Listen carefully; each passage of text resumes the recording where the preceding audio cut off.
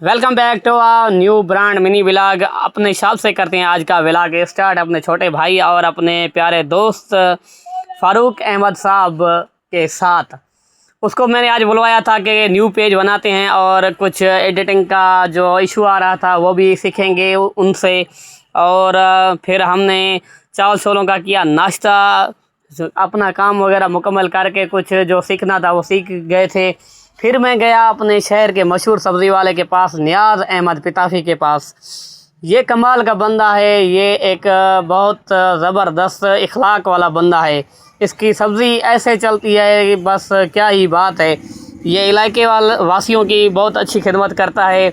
और ये 10-11 दिन अब टूर पे गया था नारायण कागान सवात की साइड, तो उनसे मैं वही हाल पूछने गया था। मैंने कहा कि क्या मौसम था, क्या सीन थे, क्या नज़ारे थे।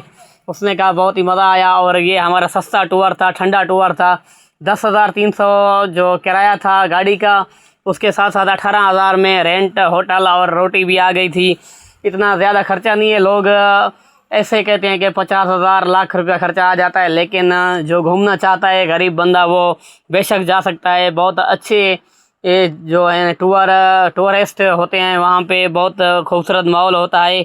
उसके साथ साथ मैंने अपने बर्फ़ वाले भाई की भी वीडियो शूट कर दी, क्योंकि इसी ने ही हमें इस गर्मी में बचाया है। पूरे किंजर शहर में जो बर्फ़ होती है वो क्या कमाल का मौसम कर देती है।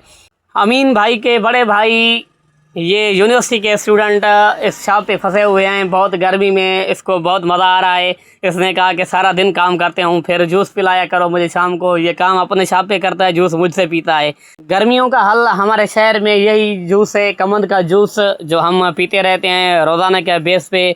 और गिलास का वेट किए बगैर मैंने किया झूले लाल।